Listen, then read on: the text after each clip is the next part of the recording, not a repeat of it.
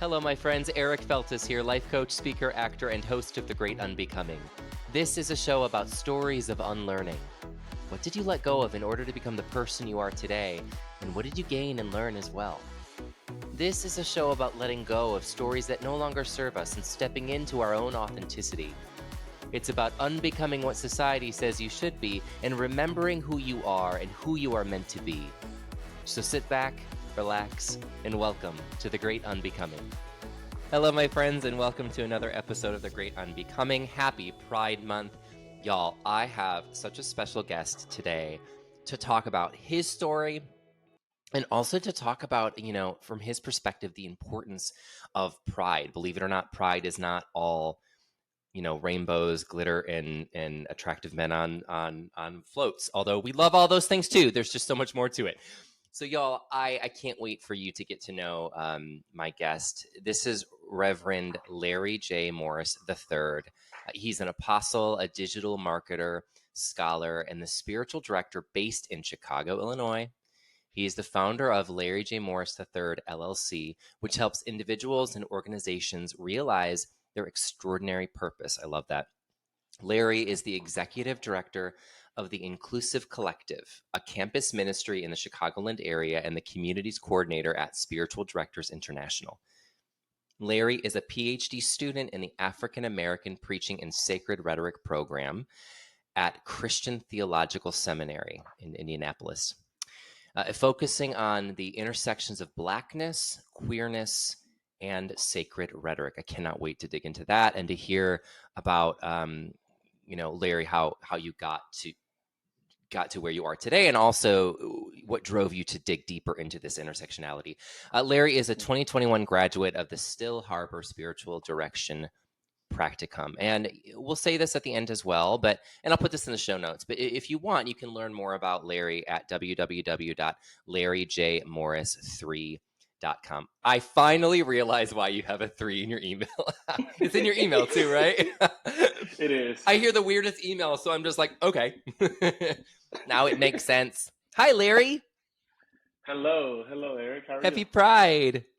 Happy Pride to you as well. Y'all, if you're watching this in your car or working out on Spotify or Apple or wherever you listen to podcasts, I encourage you when you're done to jump over and watch this on YouTube, because you got to check out this shirt that he is on. I love that shirt. Where did you get it? I don't know. Probably Amazon, honestly. Oh, it's so cute. Remember, but thank you. I love it. Thank you for being here. It's good to be here. Thank you for having me. It's so good to see you. So, it's Pride Month. Happy Pride Month. Happy Pride Month. I do want to get into your story, but before, tell me one thing you love about Pride Month, Larry.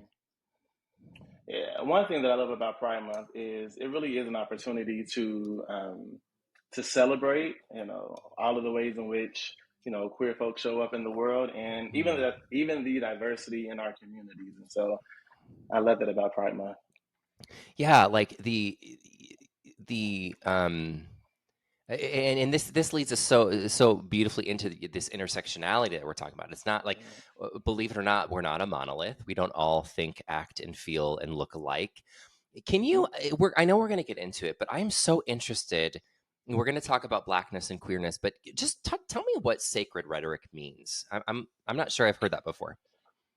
Yeah, and so quickly, it's really just the ways in which we talk about the divine or spirituality. And so one of the ways I define spirituality is our relationship with the divine, with however we may name or not name God, the relationship with ourselves, and the relationship with each other, with community, right? So with people, plants, animals in the world. And so sacred rhetoric is like, how do we talk about that? I guess I examine in my work and on this podcast the intersectionality of sacred rhetoric and queerness as well, and I didn't even know it. Yeah. Look at you. One thing I hear so often from so many men I talk to is they feel as if they are not gay enough for the gay community, and they also feel as if they are not Christian enough for the Christian community. So we do talk about that intersectionality. And when I talk to many Black men, there's also that added element of feeling like I'm not, I don't, act the way that people in the queer community say I should look or act, and it's harder to find a safe space. Mhm. So, first of all, and maybe this will kind of lead into your story. Did you experience that? Have you experienced that struggle of the invitation to bring your wholehearted self to any room you walk into? I mean, yes, definitely. Like throughout my life, and even sometimes now, I think one of the reasons that I'm even doing the work that I'm doing is to create that space, to help create that space. Yeah, I will say that I think in some communities it's kind of always existed, right? But in my upbringing, I grew up in the Christian church. Um, in a very well, in some ways, we were progressive, right, mm, around mm, issues of like justice and things of that nature, like social justice or racial justice, but not so much around sexuality and gender. And mm, so there were times when I felt like, yes, I could really be like the spiritual part of myself, or even be around about Black liberation, mm, um, but not necessarily queer liberation. And so, mm, in my own journey of even ordination, I was a part of a community who would not ordain a queer person, a Black community mm, who would not ordain a queer person. And so, um, I was like, God, if you called me to this work, then someone, a community out there somewhere, will be able to see me for all of who I am, and to recognize like God's work in me in that way. And so, um, I actually got ordained through a predominantly white organization mm, they were open and affirming, and then it still wasn't, as open as they were, it was still like a predominantly white organization or a sure. congregation. And so like Yeah, there was those elements of Blackness that were not there. yeah. And so yeah, it's like, this temptation to feel divided, if that makes sense, right? Like, Yeah, yeah. Check of a trying part to of you have at like the this, door. yeah. Or even in communities who are open to all parts, it's still, I would say for me, it's like, will they really accept all of this, all of me in all of these different ways? And so um, even with my own kind of ministry and spiritual direction practice, it has been about like, how can I be a part of the communities who create space for Black queer folks, for Black queer Christians, and even people who may not necessarily identify with Christianity. Yeah. Yeah, and hold space for folks, like myself. I have a feeling our work is similar in a lot of ways, and I assume, but we'll dig into it, that the driving force has been similar for us too. Obviously, I will never know what it's like to walk in the shoes of a Black man, but I do know what it's like to be gay and to feel like I'm less than because of that in the world that we live in, Mm-hmm. and and also it's important to say that they are not the same thing for so many reasons. For one, I can check my queerness at the door if I need to for out of a place of survival. And I know with Mm-hmm. Blackness you can't. But I also want to say I think that for me, the trauma I've experienced as a gay man and accepting that and transforming that trauma into tribulation is the driving force behind the work that I do. And I'm wondering if it's the same for you. I feel like I love talking to healers because it always comes from a place of our own personal trauma. Does that resonate with you too? Mm-hmm. Yeah, and I will be honest. I did not. I mean, I think at one point in my own journey in life, I did not want or desire for like my queer identity to be a part of my public life and work, Sure. right? Yeah, of course. So I'll Same. just name that. I'll just say Same. that. Hmm. But being authenticity is a value of mine, and Mm, so I think as I have, um, lived and tried to be true to myself and true to my sense of call or my sense of responsibility and what I want to do or what I feel invited to do in the world, with the little time that I have, like the queer identity was and is as important as the other identities. And so, I feel like we always have a choice, but I do think sometimes we don't have a choice. If we want this sense of peace, then we mm. have to go where the invitation is. And so, yeah. I hear you. I was in the closet till I was 25. I was engaged to a woman, so I mean, I was so deep in denial and trying to force something that wasn't right for me. And I was a teacher at the time, and I remember at the time thinking, you know, I love my students and I want them to be happy and I want to be the best teacher for them. and the best role model for them. I remember thinking how terrified I felt at the thought of a student coming out to me, because at the time I don't know how I would have reacted. It's one of those things, like, I don't care what other people do, right? Yeah, yeah, I just don't yeah, want it for myself. So I hear you. You have to live in your own integrity, and integrity is bringing all pieces of you to every room you walk into in order to be the leaders I think that you and I are called to be. yeah. And I about to say, ironically enough, I had a similar experience where I was doing an after school program with students, and there Yeah, was a couple of students who wanted to start like a queer group.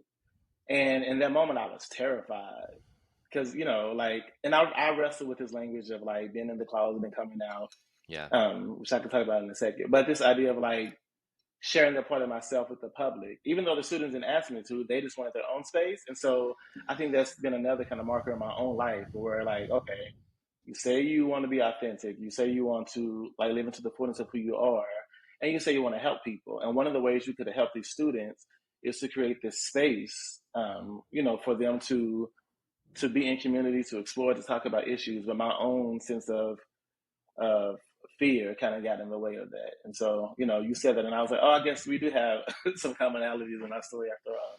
Yeah. yeah. I also think that shame will tell us that we don't. Shame will tell us Okay. that we're the only ones that feel this way. Um, Yeah. and Yeah. So let's rewind. I want to hear. You could start wherever you want to start. I always tell people, tell me your story, and then I rudely interrupt you 9 million times with questions or takeaways. But start where you want. But what was it like growing up? I mean, obviously, you didn't always know you were gay versus you did always know you were Black. So what was it like growing up? For you as a Christian Black boy, and then tell us a little bit about when you started to discovering that you were different than the other boys around you. Yeah. So I always knew that I liked Okay. boys and girls, even as a Okay. kid, or, as an adult, men and women, right? Or, Sure. I think one of the reasons that I use queer is because um, to me, it signifies that I'm open to a lot Mm, of different things and not necessarily living in these binaries. But I remember, like, as a kid being attracted to, my female friends and my male friends. And so got it. for me, it wasn't about, I just came into it one day. I feel like it has always been a part of my life and identity. Got it. Um, and I didn't really do anything about it until I was in high school, like kind of even after that. But like those feelings were there. And so, my I think this is a good question. We can always only tell parts of our story, so I'm trying to figure out where to kind of come in at. But yeah, so I do feel like it was always around, always a part of who I was, and I would hear things from like family or community that were not open to that, right? Yeah. Yeah. To homosexuality or being gay, being lesbian, Yeah. um, and I think I do know that I kind of carried that was a part of my development too, growing up, right? Like Mm, hearing. Like homophobic things or like of that nature, and not feeling comfortable or safe or even like just kind of brave enough to be like, okay, well, I feel like I am one of those folks, right? mm-hmm. And so I when I was in high school, I started to tell a couple of friends, and the friends that I told, we were no longer friends. Like they could not reconcile like this Christian faith and identity with anything that wasn't like heterosexual, right? And so, when I did test the waters, but I was who can I share this part of myself with? Those folks were like, oh, I don't know about that. Yeah. And we were no longer friends, and so Wow. that was just like a part of like the growing up kind of phase for me. And then so I will talk a little bit about like this idea of coming out. So I did this whole I want to say almost like parade where I told like some close friends and my parents Mm, um, that I identified as bisexual at the time is the word that I was using then. And I those experiences were different than the ones I had before because they were more loving and accepting, right? And it was some of this. Well, I thought that you were right, so I was like, it didn't feel as um, rejecting for mm, me, mm. and so I know that's not the case for a lot of other people, and so I really, I'm glad about that. I think there was disappointment, from my parents because they had this idea of, Sure. who their son was and who they would be. And so I Yeah. won't be like, it was like, oh, a parade per se or a celebration. But I do, one thing I remember from my parents is this idea of like, you're black and you're gay. I Yeah. said Yeah. bi, Yeah. then they were still, they heard gay. And so I do think that even in their own kind of understanding, they recognize kind of the social location, right? And how society views black folks and how Yeah. society views gay folks, and like kind of this intersectionality there, and this, and they were concerned about safety and health and all of that. Hmm. And I know that as they were kind of going through their own um, deconstructing and reconstructing and trying to figure out, their own kind of parenting and all these kind of things that I think is natural for parents to go through. Yeah. I can say that I still felt that they loved me. Like we would still talk, we would still pray. Like all of these things that we were doing before Yeah. were very much still a part of my life and our relationship. And You even with the bring, friends that I have, yeah, yeah. yeah, There's a couple things, if you don't mind. For one, yeah. Brene Brown talks about the difference between fitting and belonging, and I admire you so Mm-hmm. much because everything you're talking about really does seem like from a child you strived to belong. I didn't. I strived to fit in Mm-hmm. so many different ways and to conform. Granted, I still thought it was wrong. It's a combination of thinking it was wrong, thinking that God could change me. So why would I come out? Because I thought that I could be changed, Mm-hmm. right? And I thought it was wrong. And but either way, like as an adult, you're the work you do is the intersectionality of all pieces of you. That is belonging. Belonging is being seen, safe, and feeling celebrated as and because of who you are, and not in spite of it. Even as a child, when you were coming out through puberty, you're like, hey, I think I like boys and girls, or men and women, and people would be like, yeah, I'm not okay with that in the name of Christ, which is just so backwards. And you said, okay, I guess we're not friends anymore, as opposed to hiding that to continue to be friends with them. That's the very basic level of that. I just admire you so much for your courage, because it takes so much courage to belong. Yeah. That's thing I one.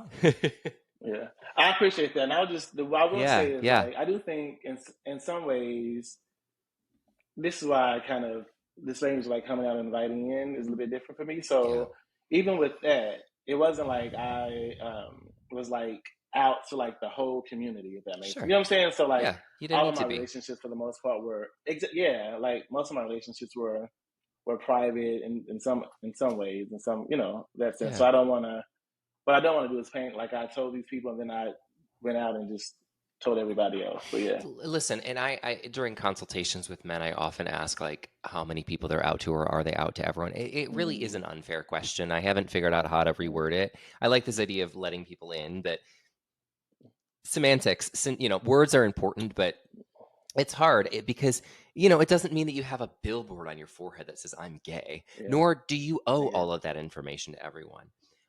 So Yep. I fully hear you. The other thing I want to say is with many Black men that I talk to, I hear this a lot, that it's a question of safety, because in the world Mm-hmm. that we live in, my parents, I'm not saying that my parents didn't worry about me. Of course they did, but they will never know. And I, as a future parent, will never know, unless I adopt Black children, what it's like to send my 16-year-old Black son in a car praying to God he doesn't get pulled over. That it's just not the same. Like Mm-hmm. we will never know what that Yeah. sort of level of fear or safety or lack of safety feels like. And it reminds me of this SNL skit after Trump won the election. Yeah, after Trump won the election, there was like it was a viewing party, a political viewing party, and all these people were watching the TV, watching the countdown, and there was one Black guy in the room. And all the white people were like, oh, Hillary's going to win by a landslide. And every time they said something like that, they zoomed on the Black guy, and he was like, really? Like, you really think so? And as the night went on, every expression from the one Black person in the room was like, I could have told you this. Not to say that we all could have Mm-hmm. predicted Trump would win, but like, I feel like we're so Mm-hmm. naive because in our privilege as white people, we just don't experience dangers or racism in the same way, right? So Mm-hmm. that's a long way of saying I think it's so important to note what you just said of like it comes from a deeper level of lack of safety in the Black community. Is that Mm-hmm. am I saying that right? Yeah, and I think I'll push back a little bit Please. on. I do think that white people could be more aware of the impact of racism because Black people and other people of color talk about it all the time, right? And Yeah. so, I think if it would be different if, as a Black queer man, that I felt some safety in the queer community, right? That could be a Mm. level of safety, but even as a Black queer man in the queer community, particularly around like a lot of like white queer people, there is still, this level of not feeling safe. And so, I do agree with what you're saying. I just will push back a little bit on like this idea of like white people, whether they're queer or not, um,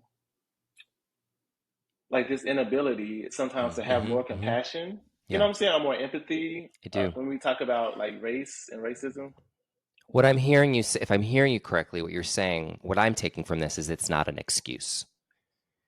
Yeah, I think yeah, it's where we are, but that doesn't mean it's where we. Not everyone, but it doesn't mean yeah. that we can stay there or should stay there. Is that right?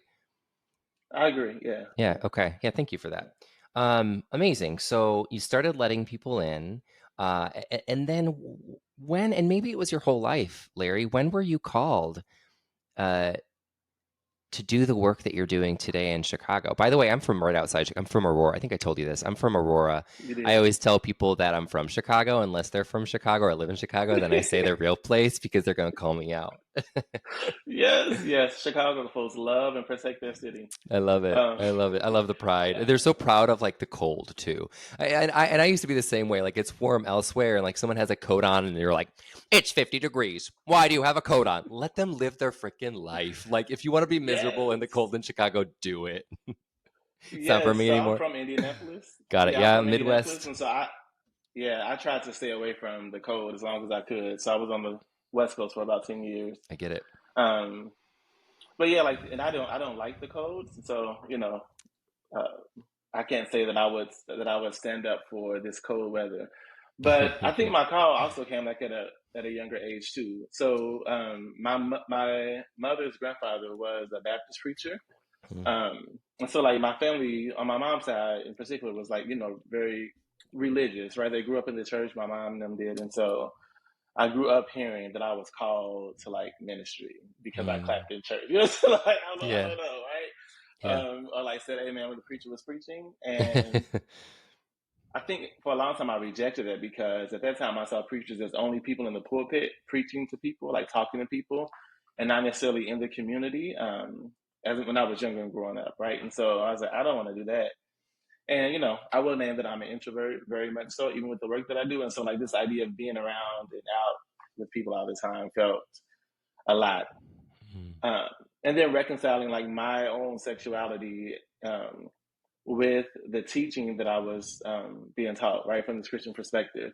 But as a teenager, one of the things that I will credit the church that I was going to then is that the bishop would always talk about not believing everything that he says, right? To do your own research. I love And that. that I think was the first time, right, right. That was the first time that it was like, I feel like I had permission to read about the experiences of other folks. And so I started reading about, from the religious standpoint, like queer Christians or gay Christians, right? And their understanding of the Bible. And so um, that affirmed that there was that another way was possible, right? That just because what I was experiencing in these communities, there are other ways to be Christian, and there's other ways to do ministry and other possibilities. And so I feel like that really helped me accept like kind of this call to ministry, Mm, and to really like go through the ordination process and go to seminary and all of that, because I had to reconcile for myself first sexuality and spirituality,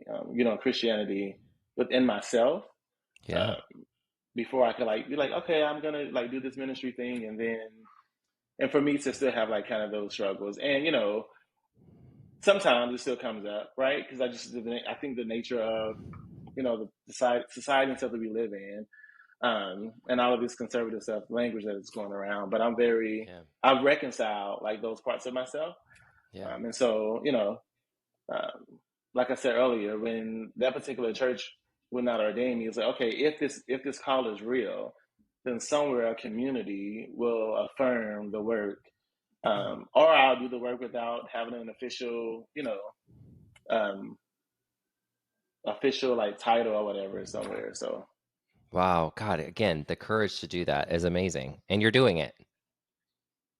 I'm trying, yeah. You're That's doing the it. goal. You're in the process of doing it. There's no Uh, try. I appreciate that. Yeah.